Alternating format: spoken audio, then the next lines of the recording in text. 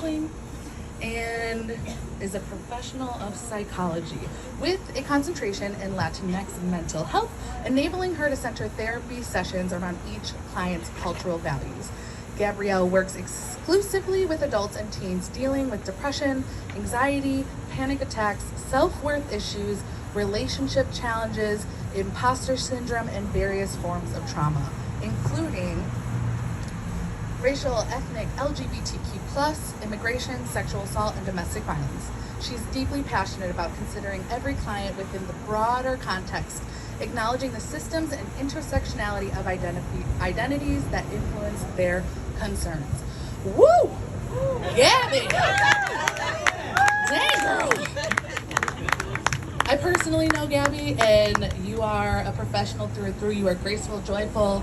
Like, it would be an honor to be in your therapy seat. I think we're too close. So, I'll enjoy you today.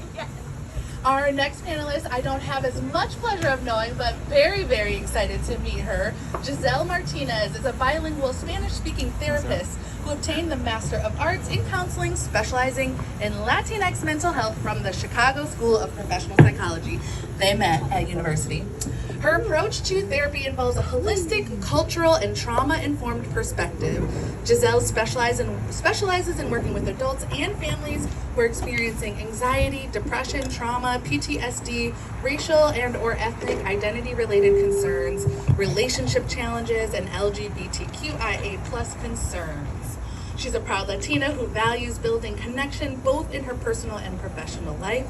And when Giselle is not providing therapy, she loves to spend time with friends, family, and community. Another long, beautiful, winded bio full of greatness. So shout out to Giselle. I'm going to hand it over to these wonderful ladies. They're going to introduce the panelists. And if you're feeling any of the feelings, can I volunteer that you can speak to these two wonderful ladies anytime during the festival? Yes? Yeah. Amazing. All right, over to you. Thank you everyone. Alrighty. So thanks for the introduction. Thanks for telling us about what this event is for being honest and showing us your emotions and the connection that you have with those who are no longer here with us. And thank you to everyone for being here. If you are here, that means that you are most likely connected to mental health or to art, and so to feel that deep connection, we really appreciate this opportunity and the connection and the willingness to share with us. And so as we get started, we're going to take 5 deep breaths. We're going to structure it too. So you're going to go in through the nose and out through the mouth. Whatever you feel called to do. If you want to put your feet on the floor, if you want to take your shoes off, put your hands in your lap, close your eyes, do whatever you feel called to do. And Gabs, you do it with me too, okay? So I'll be doing it too. 5 deep breaths and I'll count. Ready? In through the nose and out through the mouth. That's 1. In through the nose and out through the mouth. That's 2. In through the nose, out through the mouth. That's 3. In through the nose, out through the mouth. That's 4. Now on this last one, make it as deep, as big as possible. In through the nose, and out through the mouth. Okay. I needed that. I don't know about y'all, but I needed that. I feel good. So we had an intention about having this kind of informal talk, but hopefully it can be just a guided conversation, right? Yeah. And we kind of titled it, because we like titles here. So we called it, What's Going On With My Body? Building a New Relationship with Myself and with Others, right? Yes. Yeah. Yes.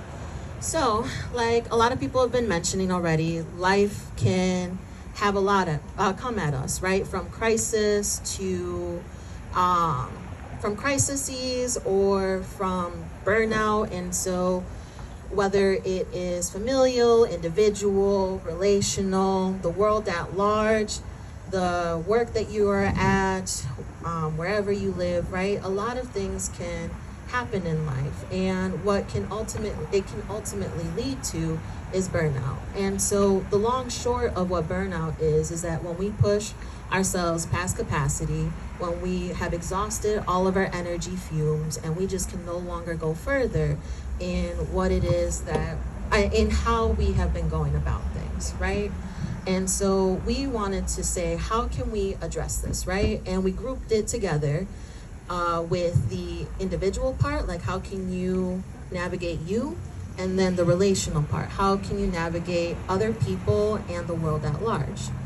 Starting with the individual part, one way to navigate the individual world is through what's called the somatic world, and that's just a fancy way of saying my body. The body information, what your body is telling you, what your body needs, and there's specific techniques that can bring you back into your body and back into the moment. So I'm gonna walk y'all through two different techniques. One to bring you back to here and now, and the other one to bring you back into your body. So the first one is, it goes through your senses. And so anyone in the audience, could y'all shout out your favorite color? Green. Green. I heard green first, so I'm gonna go with green. So shout out 5 green things that y'all see in the immediate area. Trees. Broccoli. Trees, broccoli, okay, 3 more. Plant. Plants, grass, okay. I'm sorry? Oh, that cord right there, excellent. There was more than 5, but I named 5. All right. Like the energy. 4 things that y'all hear. What are 4 things that y'all hear right now? Cicadas, the what over here? Cars, okay. Y'all. 2, I'm sorry?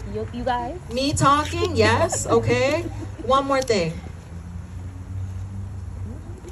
Speakers, okay, sounds good. All right. Now, 3 things that y'all feel sensory-wise, touch-wise. Pain? Okay, you feel pain, got it. All right, someone else. Warmth, okay, the warmth of your food. Okay, what else? Itch, someone's itchy, okay. All right, now 2 things. All right, and then 2 things that y'all smell. Hibachi, Alfredo. I heard more than 2. Okay. Now 1 thing that y'all taste. Alfredo. Okay. Excellent. All right. So that's to help bring you to the present moment. Use your senses to bring you back to the immediate here and now. So that's one technique. The next is called a body scan. So I'm going to guide Gabby through what a body scan is. And then as I'm asking her these questions, I want y'all to answer for yourselves like the same, ask yourselves the same question and answer them at the same time as we're going. Okay? You ready? I'm ready. Excellent. So, Gabby, physically, what are you feeling from your head to your shoulder area? Tension here, and slight tension in my neck and my shoulders. Okay. So I'm hearing tension through the temples, through the neck, and through the shoulders. Yes. Okay, what else are you noticing? Nothing else. Nothing Just else? those things. Okay. But Are you, go ahead. But it's not pungent. It's not like intense. So you're saying that tenseness is only slight. Right. Okay, got it. All right. Are you feeling a lightness or a heaviness at all? A lightness. A lightness? Yes. Okay. Throughout the whole area? Most of the face. Most of the face. Yeah. Okay. Are you noticing any pains, any aches in that area? No pains, no aches in that area. Okay. Anything else to add from this particular area? Nothing else to add. Okay. Now from the shoulders to the waist, are you noticing anything in your body? A little tension here in the stomach area. Tension in the stomach area. Yeah. Okay. Anything else that you're noticing? Nothing else. Nothing else. Is there a lightness or a heaviness in the belly? A little heaviness. Little I should have heaviness? used the bathroom. Thank you for telling me, so we know what's going to happen after this. Okay. All right. Anything going on in your chest? Is there any tightness, any heaviness? A little heaviness. I feel the load, Okay. the responsibility load of the message today. Okay. Yeah. So then that makes me wonder about your heart. Are you feeling anything in your heart? Yeah, a little sad, A little sad. Yeah. Okay. but happy at the same time. Okay. Now, what about your arms? Are you noticing any pains, any aches in your arms? No pains, no aches. Okay. Anything else to add from the shoulder area to the hips? No. Okay. Now, from the hips to your feet, are you noticing anything in your body? No. No? Is there any pains, any aches going on? Just maybe fatigue. We walked a lot today. We did walk a lot today. Okay. So is that in the thigh area, in the knee, in the calves? Where are you noticing that? Kind of in the thigh area. In the thigh area. Yeah. Okay. Now is it like your muscles are being pulled? Is it pain? Is it relaxed? What is it feeling It's like? just a little tense. Little tense. Mhm. Okay. Anything else to add that you're noticing around your body? Nope. Okay. So we went a little bit more detailed here, and you can get as detailed or as not detailed as you want, right? Like you can focus specifically on your head, and you can spend as long as you want on your head, from the temples to the jawline to your nose to your eyes, from the shoulders, all of that, right? And so you can go, and I went from the top of the head to the feet, but you can go from the feet to the head. There's no way of doing it wrong. The whole point is to systematically, intentionally focus in on what is explicitly happening with me. Now, Gabby, did you notice anything different from when before we started the questions about your body to after? I immediately, when you were asking, I intentionally tried to lower my shoulders and to be more relaxed Got and it. more present in this moment. And it kind of slowed me down because I was kind of revving myself up mentally. Okay. So that was nice. Got it. So it sounds like it helped ground you back in your body and in this moment. It definitely did. Got it. Was anyone in the audience able to follow us along and check in their bodies too? Yeah? Yeah, what did y'all notice from before and after?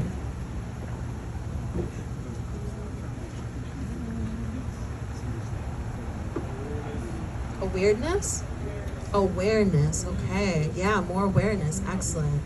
Anything else that anyone noticed? Started stretching, yeah.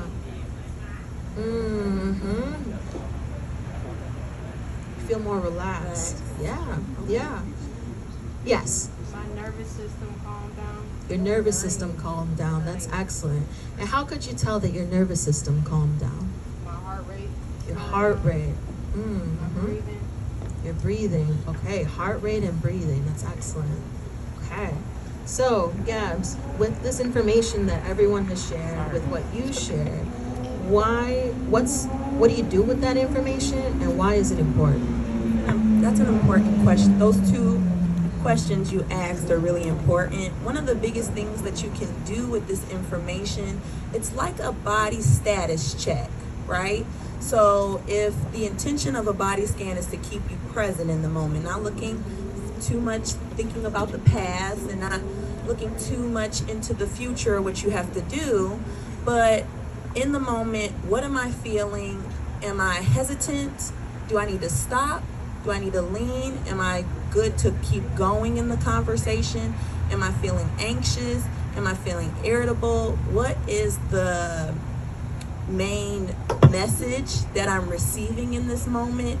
Because maybe that will inform why I'm feeling this way, why I am having these certain feelings, and then maybe in that moment you can maybe discern, okay, do I need to back up? Do I need to say, hey, can we table this conversation and things like that? And that's why this is so important. I don't know about y'all, but life can come at us so fast where it's hard to slow yourself down to check in that you are a participant in life. And the older we get, there's so many additional responsibilities, tasks, and depending on those obligations and responsibilities, we carry these social norms to show up in a particular way that requires a certain capacity level and requires a certain energy level that, depending on what else is going on with you, it's going to vary. And being in your body in the way that we are trying to show you is a privilege to stay in. And the outside world, we can go in all the isms, doesn't really invite us to remind ourselves to check in with ourselves. And because of that, we can take on too much and not know that we're going over our capacity. And I think the whole premise today of getting into burnout and crisis, that can be so dangerous for us because you are pushing yourself to a brink that the visual I'm getting right now is you dig yourself in a hole and your community and your resources that are helping, that are really helpful to you, are at the top of that hole and you're just sinking down and it feels like you can't grasp them, and it can further the isolation and the helplessness and the hopelessness, and you didn't even realize that the start was you were saying yes when you should have said no. And because it's that simple when I say it, we can carry a lot of shame and blame with that, because as we're talking about, it's like, say your needs. Right, it sounds so simple. Sounds so simple, right? But when we get into it, sometimes you just don't know what you don't know. And so before we get into these additional tools to help preserve ourselves for our benefit, I think it's really important to talk about like guilt and shame real quick when it comes to all of what me and Zell are saying to y'all. It doesn't work if you're shitting on yourself. No. When you didn't know your needs, when someone asked you, can you support me in this? When you didn't know your needs, when you said, let's do this, Friday, when you already had a hard week, you can always go back. You're not gonna always know. I'm a whole therapist. And earlier today, to be transparent, I recently lost my grandmother, and my coping strategy is to keep working. So we were brainstorming this, and I couldn't anchor.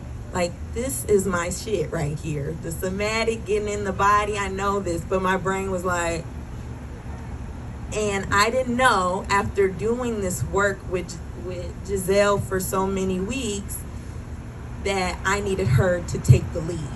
And so when I could just verbalize that today, like, you gotta take it, because I can't. Going back to what you said, your nervous system, it was like my body met me of like, that's the answer. Like, that's what you needed.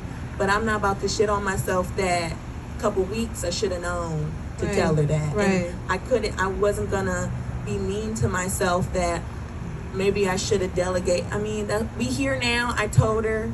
Right.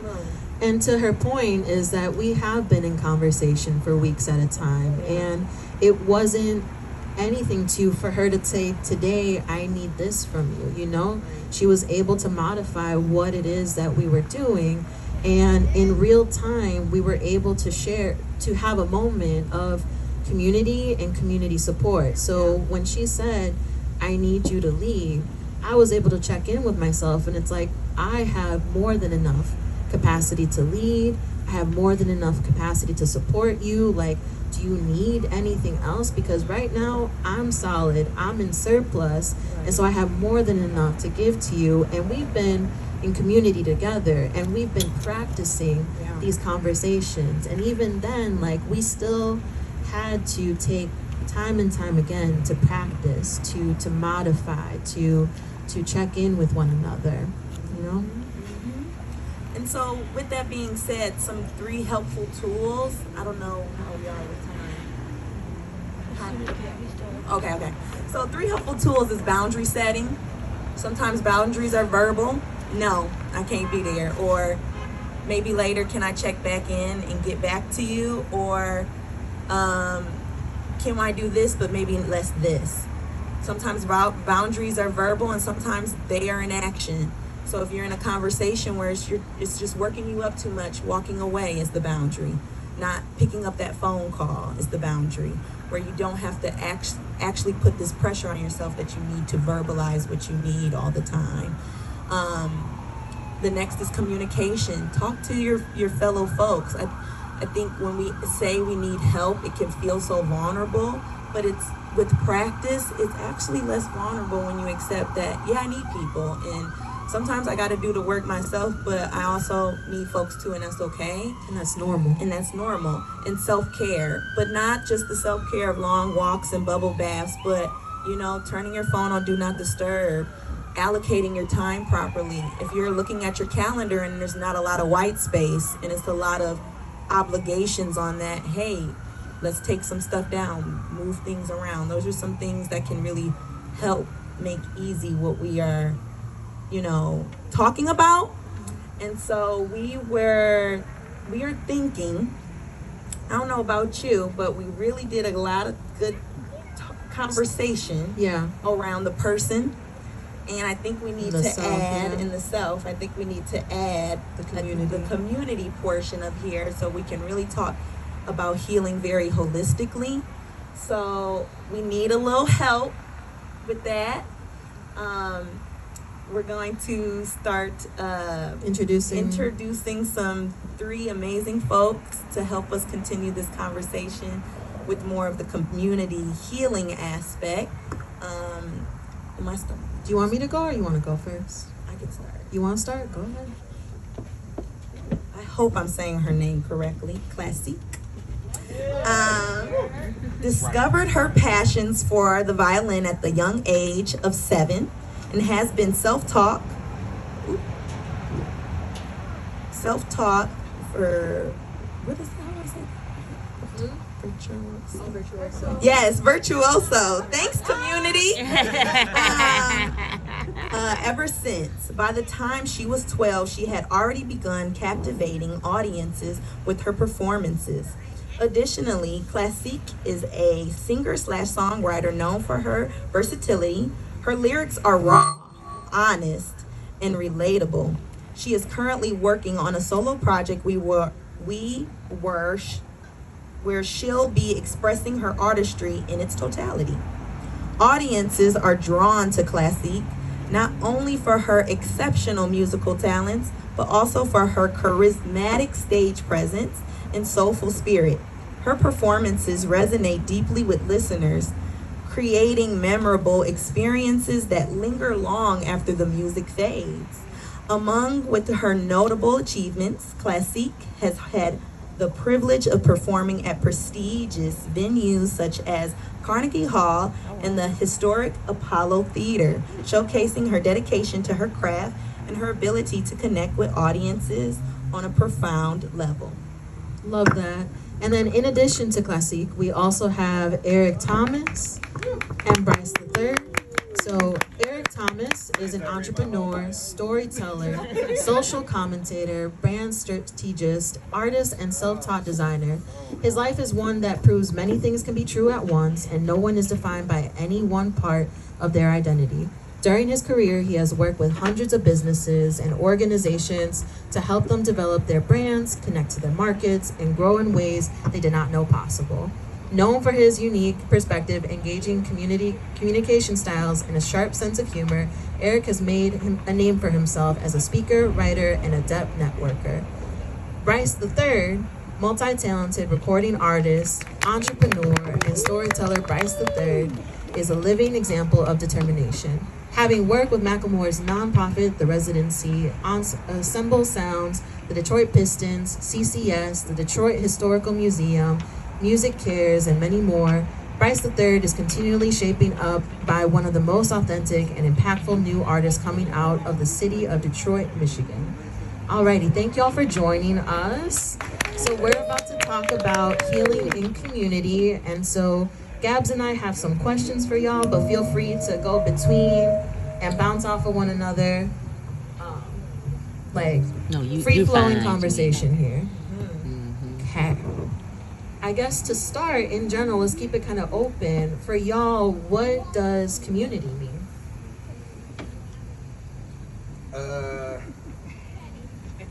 Y'all for real. Beat me to the punch. I'm playing. Go ahead.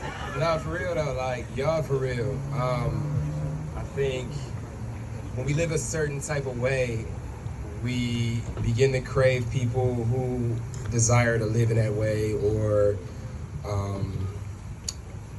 to achieve whatever it is that we're looking to achieve.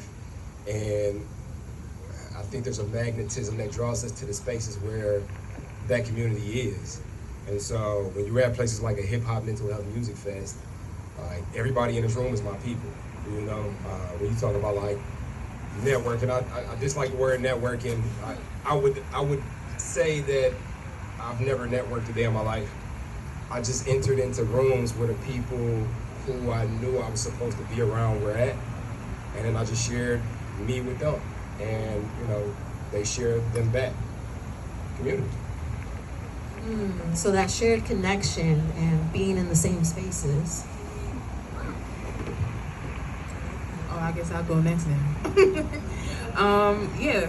To piggyback off of you, I think it's just a matter of the spaces that we're in. So to me, community means like being around creatives, being around entrepreneurs, being around people that are, working towards something, that in itself helps to push me in whatever direction it is that I'm trying to go. And we don't all have to be we don't all have to have the same discipline, but just being in that space, I feel like it cultivates, more community in itself. Yeah, no, I love that. I mean, and even us in this panel are examples of what you're naming. Excellent. All right. Hey. Hi. I don't know if I have anything to add to that. I think the interesting thing about community is that it's comprised of all the people you touch and that you don't touch, whether you like them or not. Like, we exist in a world that is impacted by our actions and the action of others, sometimes whether we meet them or not ever, right? We're all impacted by systems created by people who lived generations before us. And as that web ever expands and contracts, we are all a part of that community. I think it's important for us to understand whose actions are impacting us and who we are impacting by our actions, whether or not we ever explicitly go forth to engage with them. Humans are social animals. We have climbed to the apex of the world because we benefit from the knowledge shared by generations that move forward. We're able to pick up a book that was written 100 years ago and learn things that we didn't have to figure out. And so that, to me, is the important scale and power of, and what community does mean to me, that we are able to share knowledge, intellect, emotions, and learnings in a shared learned package, whether or not we intentionally engage with it or not. I love that. And you bring up a really great dimension, right? That it's not just the here and now, that it's the community that we built generationally or through books, through learning and all of that. And even like the variety of the answers, right? Like talking about like work dynamics, feeling like you've never networked a day in your life, but you've just walked into rooms and made connections, and across different practices too. That's really beautiful. Yeah, I mean, I would offer also, I don't know, I feel like there'd probably be some good people to hang around, but like if I went to a balloon animal conference, Sure. I don't know how much connected I'm gonna do. But like knowing that a space has something to do with, mental health or artistry, like open mics have been one of those things.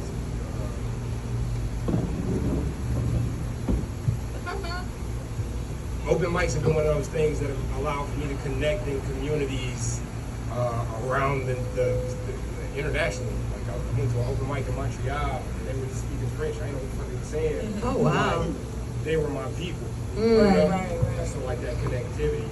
And one more thing I'll offer is, so I'm a person in recovery from substance use disorders. I just hit 11 years. And Congratulations. so one of my modalities, I mean, yeah, you kind of got to hold it up. Yeah, you got it so far with me. Yeah. Cool. They both give me feedback. Are we recording this? Are we recording? Give me some.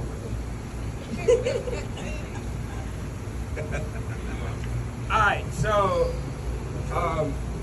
next still over here. Everybody else's mic. Shit. Okay, so my modality of recovery is a 12-step program, right? And I just want to add this real quick, that when I came into 12-step, they see me as being something unlike I've ever been before. So I almost had to borrow their perception of me to become who it is that I could become. So like in this community, when I walk here and y'all see me as something that I've never been, if y'all see me as strong, y'all see me as courageous, sometimes I gotta borrow the perception that he snuck the mic in there and fucking way. I'm playing. He did it. That's why he the man. That's why he make the big bucks. But sometimes I gotta borrow y'all perception because that allows for me. So like that's the role that community has. You know, and if you think culturally, like how some people have a cultural disadvantage because of like the conversation that is mostly happening in these communities, and how you might not see yourself as being able to do or achieve because like nobody around you is doing or achieving. You know, like community plays a big role, and I just want to lend that to what Eric was saying, where it's like whether you choose to or not, like community plays a big role in your experience. And I'm gonna sit my ass down. Okay. Thank you for that. Yeah, Gabs. I love that because it makes me think of like sometimes when you're not strong as like you can't do it, but it's just a hard day today. It's like, let me lean on my homegirl and then you gonna carry us the rest of the way. Like, and because I see she's gonna keep going, okay, I'm gonna borrow some of that and be like, all right. You know, the quickest example, I think, my best friend's here, and we've been consistently going to the gym and just everything that's been going on. Her just being like, well, I'm here. I'm like, all right, let me figure this out.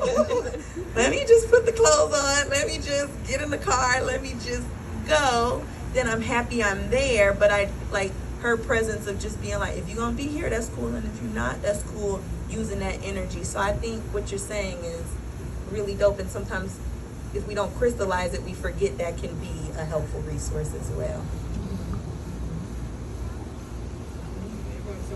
I have the answer. Well, now that you ask. Community is energy, you know, and I think you can find it anywhere. I think that your community gravitates to you and vice versa, you know. I'm not even from here, but I find community here. I'm from New York, you know, but it's like no matter what city I go to, I find community there, just like Bryce was sharing. Like he went into an open mic in Montreal, and it's like, you found community there also. So yeah, I think the energy, it's like a gravitational pull, and you just kind of draw your people to you and vice versa. You just know how to find your people. Yeah. Well, y'all always like this because I feel like we're kind of talking like it's just kind of a knee jerk to lean on our community, ask for help, when sometimes we have a turning point of like, okay, I can't do this by myself. Let me ask for help. Were y'all always like this, or did y'all struggle asking for help? Like, what did that look like? No. I definitely wasn't always like this. I think, and I'm sharing a bit of my story. So like, it was a desperation in my own life that led me to change, and then when the answer to that change was to lean on your community, it's like, okay, it costs more to continue to stay the same than it does to put in the effort to make this change. it feels anxiety producing. I don't want to like meet everybody in the room. I don't want to talk to new people all the time. But when you get that feedback that it's like, okay, this unlocks these new pathways for you. Like one thing that you should never say to me, like if you're not from where I'm from, is, oh yeah, when you in town, hit me up and da da da da, because you will be the reason I'm in town.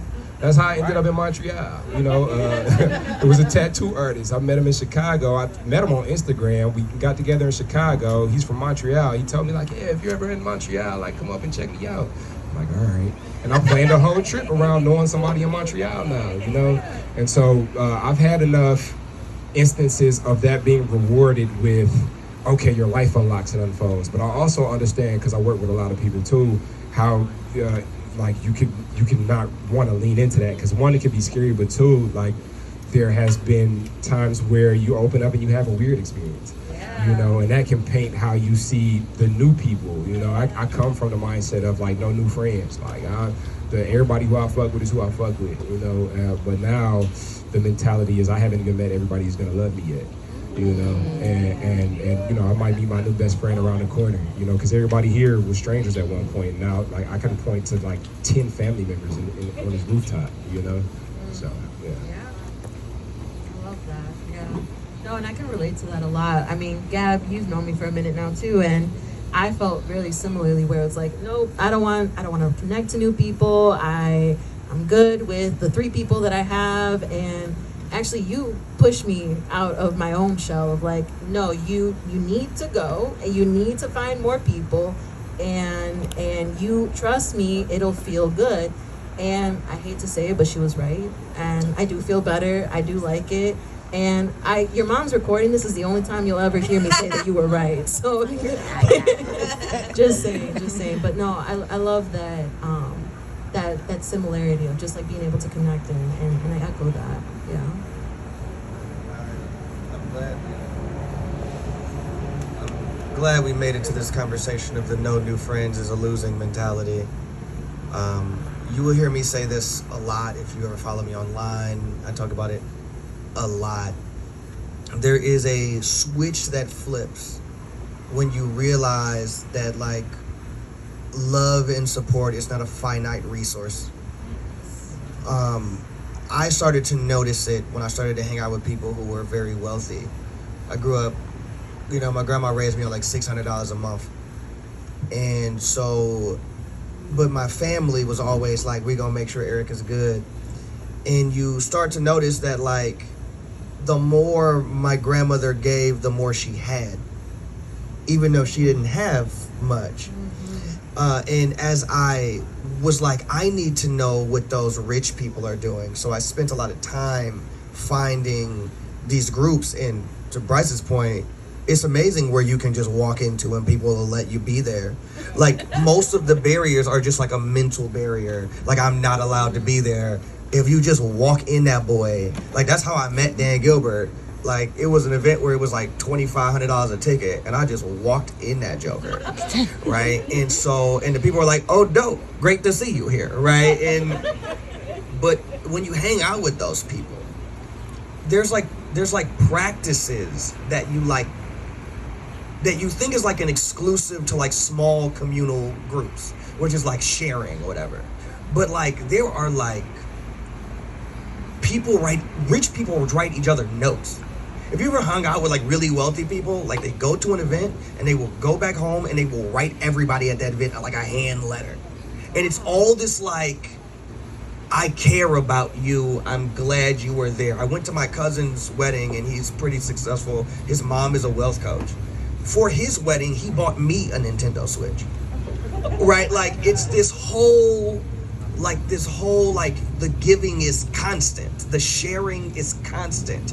It's like we will never run out of anything. And I was like, what is happening around here? And it made me realize that like the relationships aren't stingy. Oh, we got a guy, let me connect you to my guy. I don't need commission, like it'll be fine. And those communities grow. Communities that give grow. And it is something that like, it did take me a minute to be like, but I only have $2 till I switched to the point where it's like I always tell my girlfriend, she's always like, Eric, why do you keep giving homeless people all your money? You ain't got no money. And I always go, well, my ability to have is limitless. And so if somebody needs it from me, and most people who know me know that is true, I would just reach in my pocket and hand you anything I have, even if my account is negative, because I know I'll be fine, because my community is so dense. If your community is as dense as my community, you cannot lose. It is impossible, right? And it's all about building like-minded humans around you. My ability to have is limitless. I love it. Y'all are dropping a lot of quotes here on this thing. I haven't even met all the people that love me yet. Yeah, that was a good one. Is somebody recording all these? I hope so. Someone write these down, please. Right. They give them to me too. But yeah, just added to the both of you gentlemen, I think it's a couple of things. At least how I view it is being able to get over fear. You know, sometimes like fear is standing in the way of us doing a thing, and most of the time it's just us standing in the way. It's not an actual fear or block or door there. It's us. And once we realize that, then we're able to just go over and beyond. It's kind of like someone says, "Hey, come to this event. I think you'll like it." You're like, "Oh no, I don't want to go." Whatever. And then finally, when you drag yourself out of bed and you do all this stuff, as soon as you get there, you're like, "Dang, I'm glad I came out today. I had an amazing time." You know, I think it's that, and then also like you were sharing about your grandmother. It's after we get over the fear, being able to learn how to function from a space of abundance rather than a space of lack. Everything that you need, you already have, and you're going to continue to get it. And then also the energy you put out is what you'll get back. So if your grandmother was that person that's just holding it down, you know, for you, the family, everything, her $600 is $1 million. You just wondering how you got all this stuff, you know? And yeah, I think it's just functioning and knowing that we're abundant, functioning as though we're abundant, and just put lack to the side. You wanna know something? I still be scared. Yeah, that's that's real. I often tell, because people are like I go over like damn near my religion is like compassion and understanding, because it allows for me to show up for life as life is versus what I expect life to be. So it's a practice. But I get a lot of like, how do you show up like that? Like, how do you? That's like I still feel the same emotions that I felt when I got tasered. Like I still feel the same emotions I felt when I was in high speed. Like I still feel those emotions, but it's like over time, after you practice another way for showing up for those emotions, it becomes something else, and maybe even a trigger to show up a certain type of way that you program. So I'd be scared as hell now still, for sure. But it's turned into this trigger for me to do the thing that has paid off, which is like cultivate community. And so, because a lot of people here, you got to get over the fear, and I'll be like, shit, that's too big of a wall, because I'd be scared as hell. Yeah. But it's like, do it scared. Do it scared. Yeah. Right, but doing it scared, like you have learned how to use your tools over time. So the feeling doesn't change. Like feel your feelings, you know, like feel it, scared, whatever. But like when you got scared the first time, it's kind of like, I don't do this, and then you did it. Then it's like, all right, I remember this feeling. I remember how this is. This is a familiar feeling, but now I know what to do. Go through that fear, right? Right. But I resonate with that too. It's like everything becomes a habit, you know? It's like I go through the motions, I know I'm afraid, and the last time that I jumped, I made it just fine. So just keep going, and the science supports that. Like what we're taught too, like with a degree and everything, you don't need the degree, you can also learn through the lived experience, is that the more that you practice something, the easier that it gets. And that's what I'm hearing from y'all, is that like the fear still comes, the habit has been ingrained, and now you just keep going.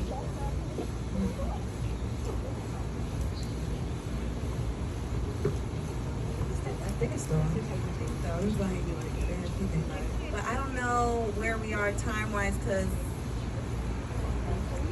okay, I kind of wanted to open it up to the audience. If there was any questions. Yeah, any questions out there? Anything Related either to part one or this part right now? Oh, wait. Oh, yes.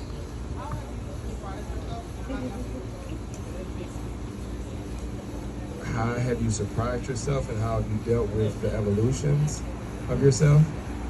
That's a good question. Well, because I started talking, I'm going to answer it. If you want to go. Gotcha. Every time I'm weak again, is a surprise. It's a good old chin check. Good old lesson in humility. And we can, at least I can, feel like, damn, like I'm here again, like, get hit with some grief and like now I'm antisocial or something happens and me and my daughter are in a space and I'm trying to figure out how to show up for her or like something with my son or like in my relationship or with my work life and it's like, damn, I'm here again. And those have been those surprises because the ego will say, I did that. Like can't nothing knock me off my shit, But what it's taught me is that I'm not here again because I'm not who I was when I was here before.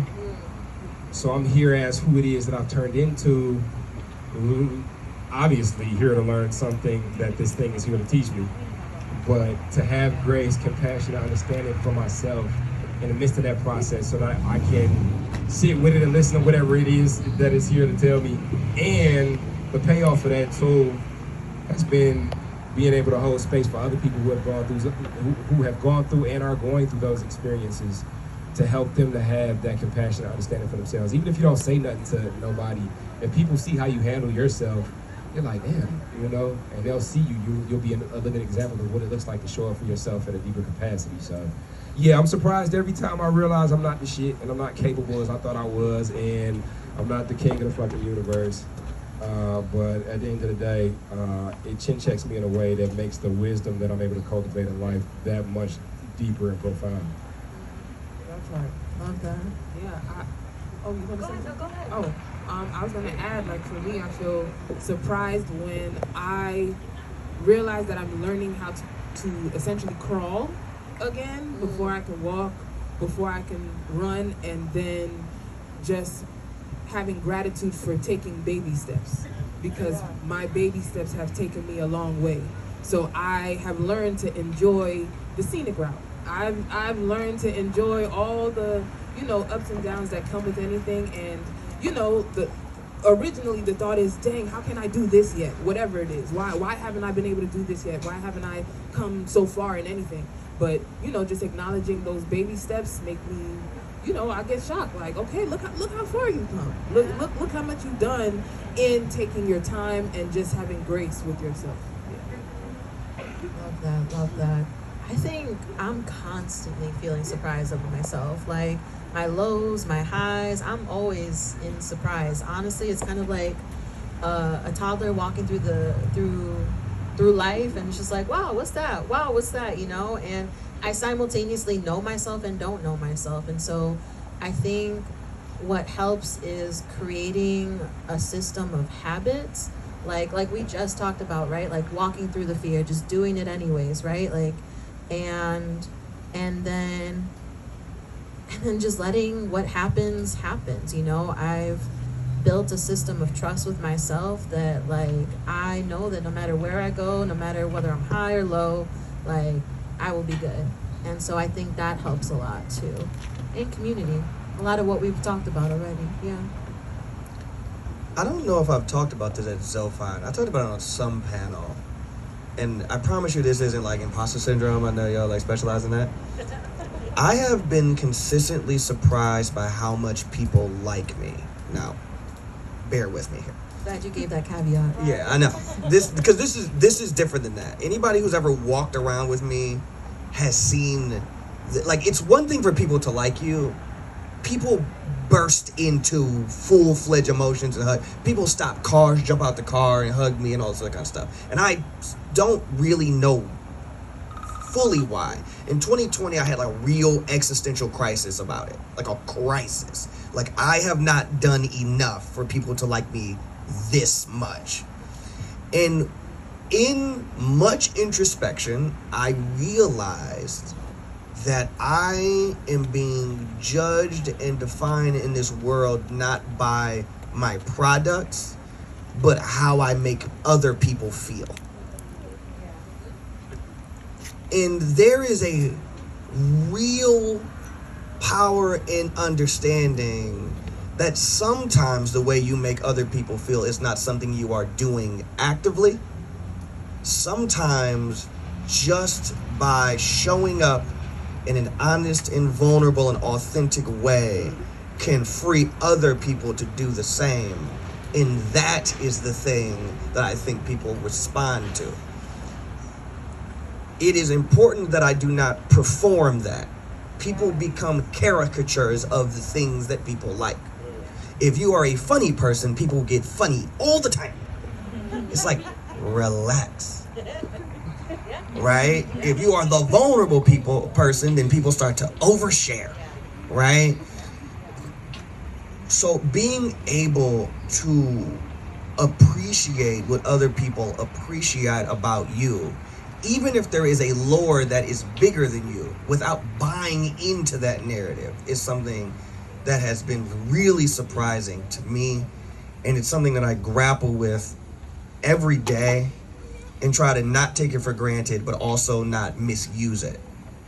Because both of those things are very razor thin margins. You can go from being self-deprecating to the point of harming yourself, or you can know that people trust you at an outsized amount and you could prey on others because it feels good.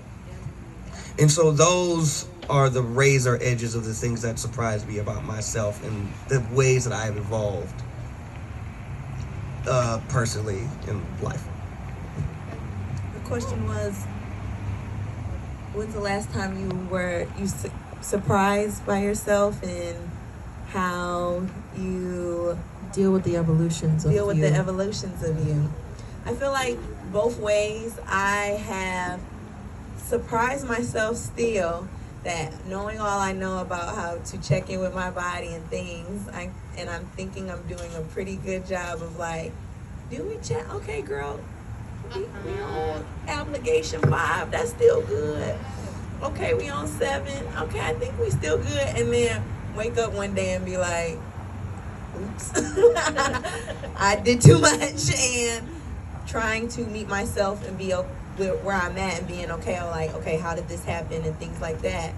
But then also recently, I think what's been a beautiful experience that I recently got surprised with is with grief, it really helps you tunnel vision the abundance of opportunities of joy and gratitude if you choose to focus on it.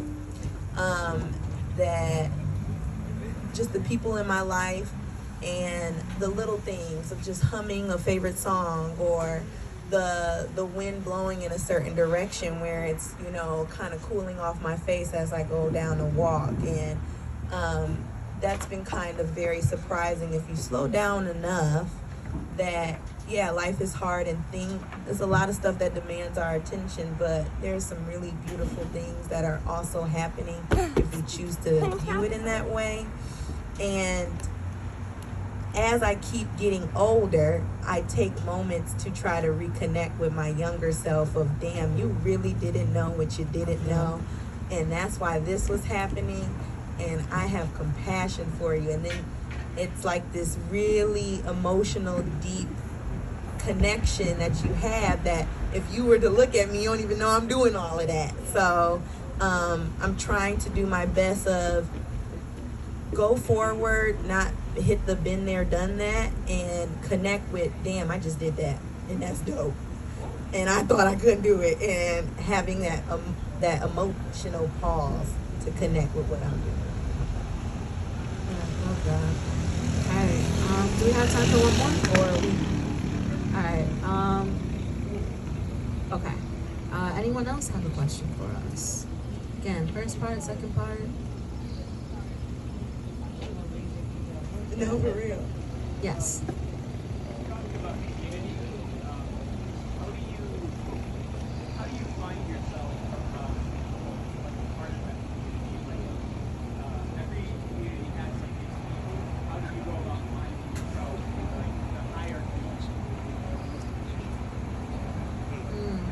When you say hierarchy of a community, what do you mean? president of the Balloon Yeah, like Animal Club, I can man. piggyback off that. Like it exists. Like you That's look a at real the thing. even I hate to say it, but like even when there's not a hierarchy, there's always like tiers of people and like lines that you kind of got to cross because some people are gonna be like, yeah, come on, but you have other people that are like, you know, or people that are in that position that are supposed to vet. So I think that's what he's saying. Like, how do you cross those lines of people? You know, like how do I get in squad? Like that's what I call my group. I call okay, it group okay. squad. I understand now. Okay, got it. So, I don't really give a fuck. There you go. And I do. So I don't give a fuck because I don't really care about. I don't know, man. I can get very informal, and I think that's brought me around my people, right? But I do care because I'll take the time to understand the language of a community or the things that a community find important as to not like walk in and be stepping on toes and shitting on shit and expect everybody to be friends with me, right? But I will say that the key advantage that I have, man, is just service oriented. When I show up to serve. If I can't decipher a way to serve, then I maybe shouldn't be in the space.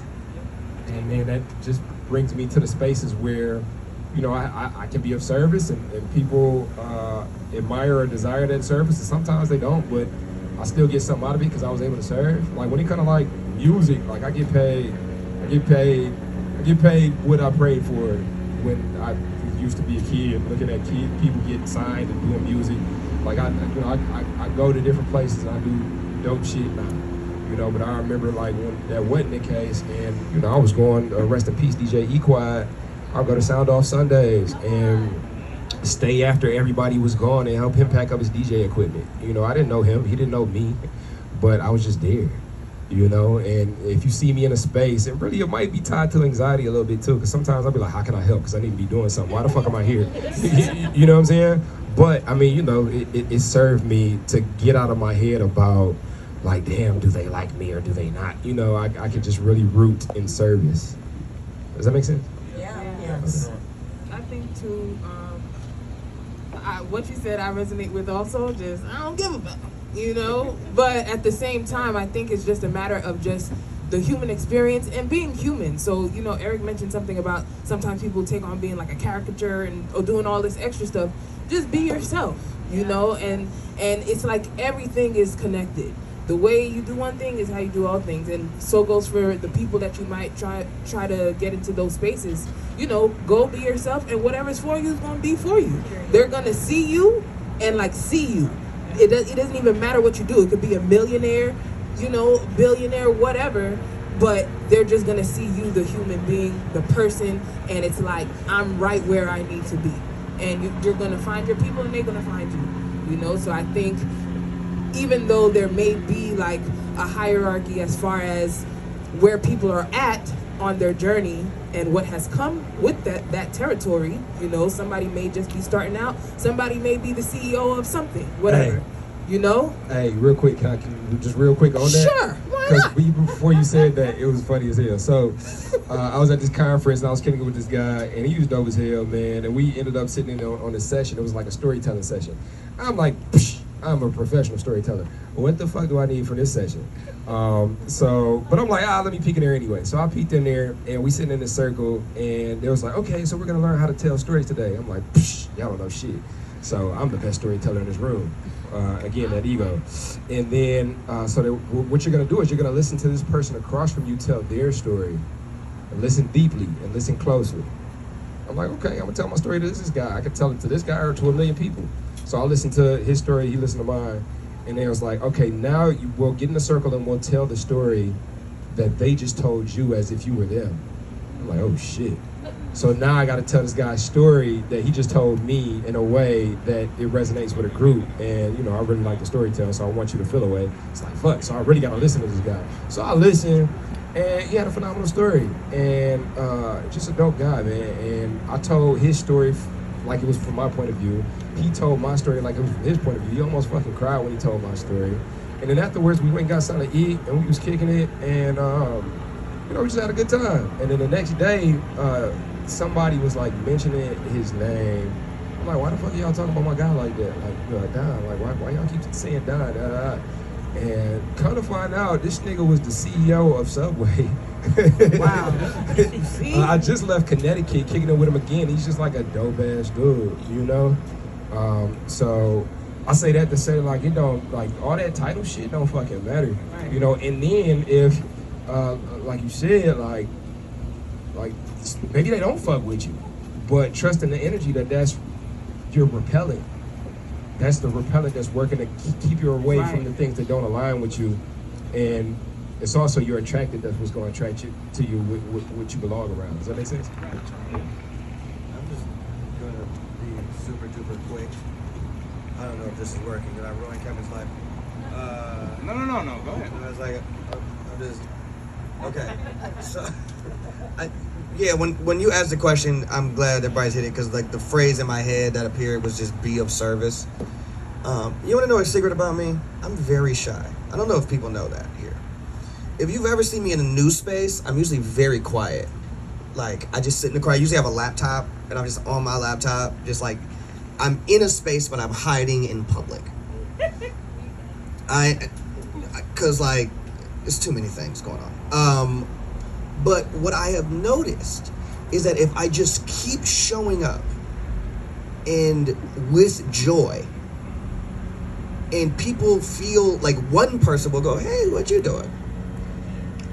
And then if you just respond in joy, in kindness, that person will look to the left at least one time and go, "Have you met this guy?"